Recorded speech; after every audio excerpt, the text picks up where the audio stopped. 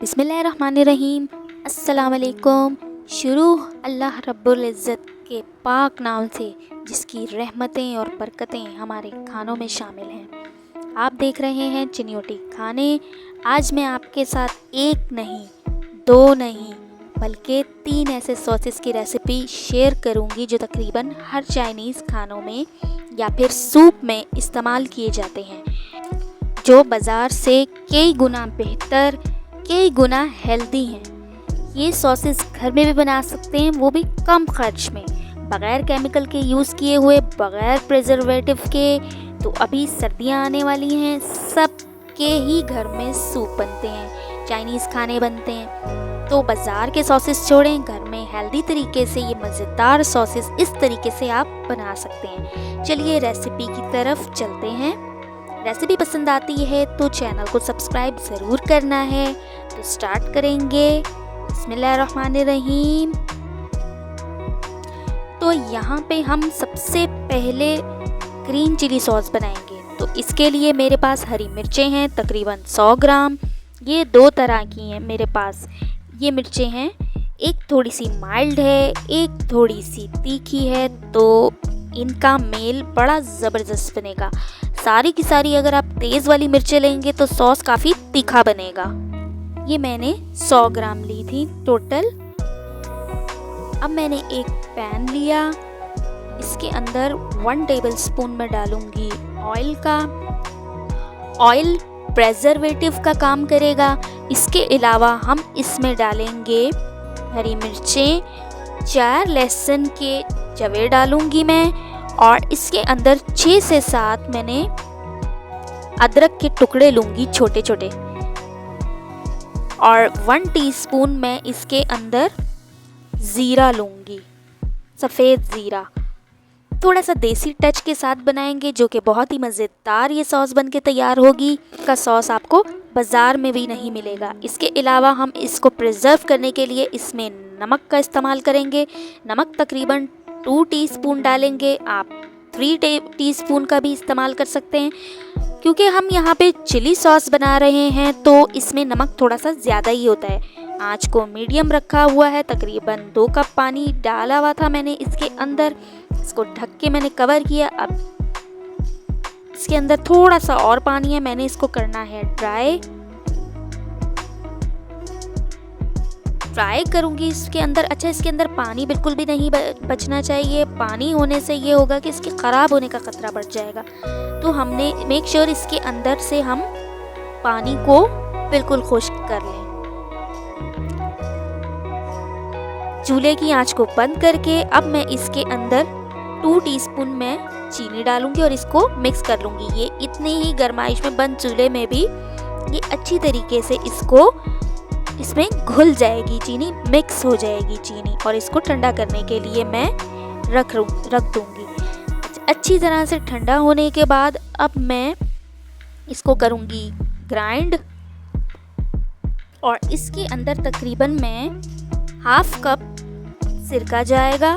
पूरा नहीं डालूँगी मैं, थोड़ा सा डाल के इसको ग्राइंड करूँगी।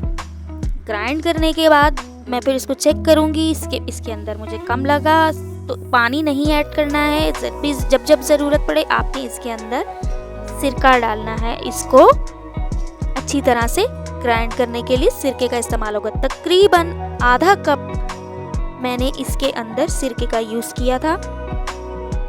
अब मैं इसको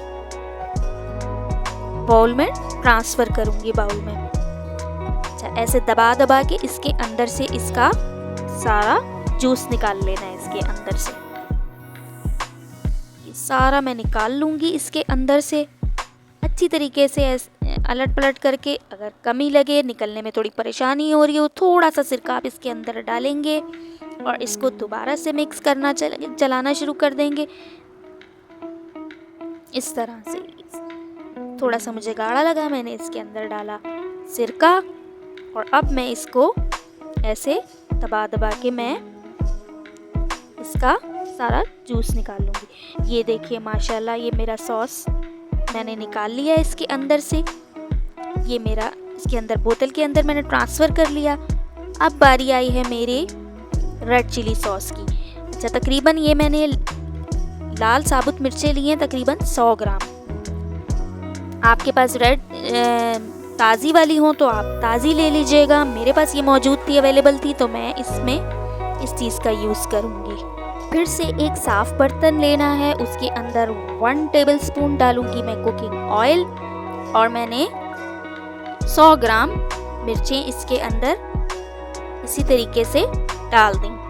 और अब इसके अंदर मैं डालूँगी 4 जवे लहसुन के और 6 अदद टुकड़े अदरक के मैं इसके अंदर ऐड करूँगी। थोड़ा सा पानी मैं ऐड करूँगी इसके अंदर।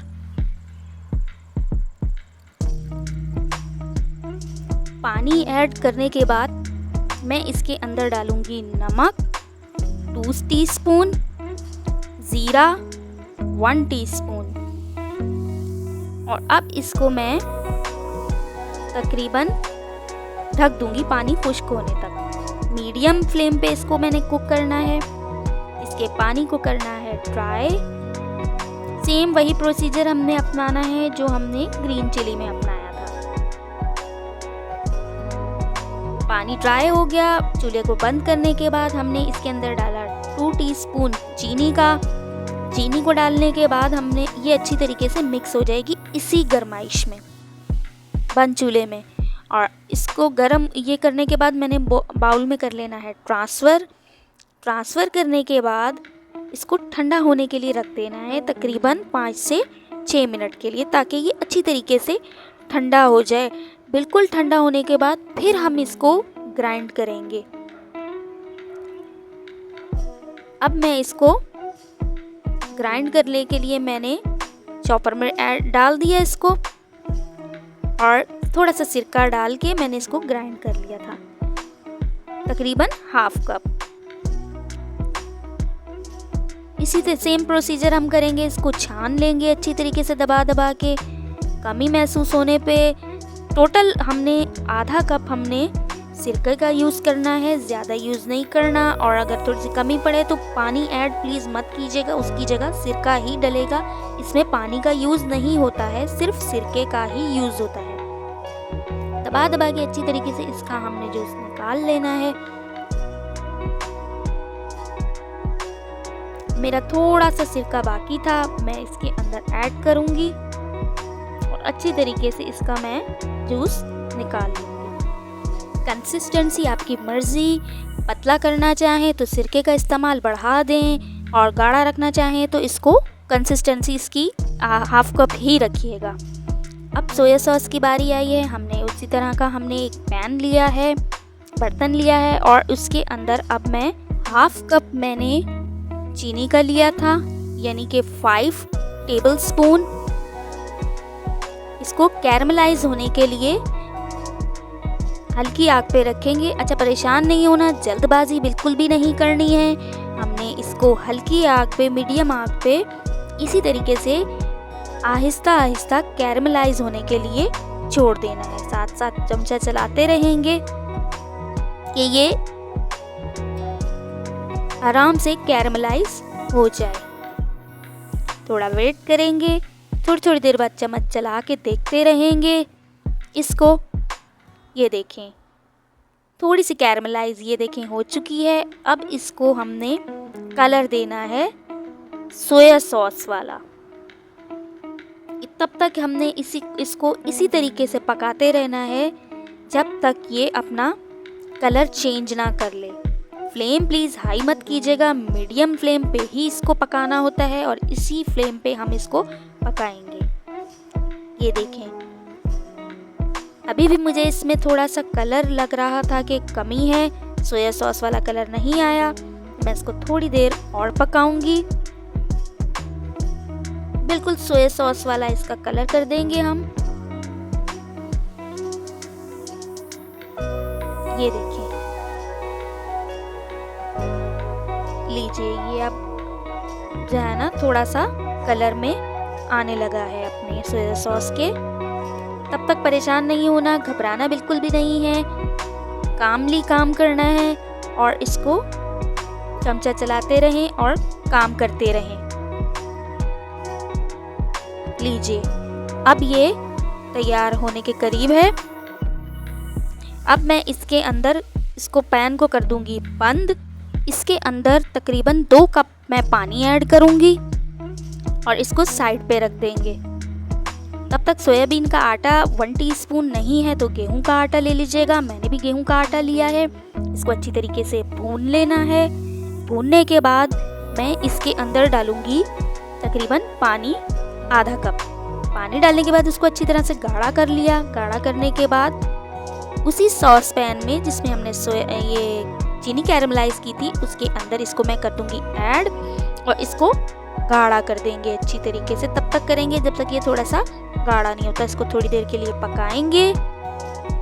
पकाने के बाद मैं इसके अंदर तकरीबन हाफ कप मैंने इसके अंदर सिरके का ऐड करूंगी। तकरीबन 1 कप मैंने लिया है इसके अंदर सिरका। इसको अच्छी तरीके से थोड़ी देर के लिए और पकाऊंगी मैं। थोड़ा सा इसको करूंगी मैं गाढ़ा। गाढ़ा करने के बाद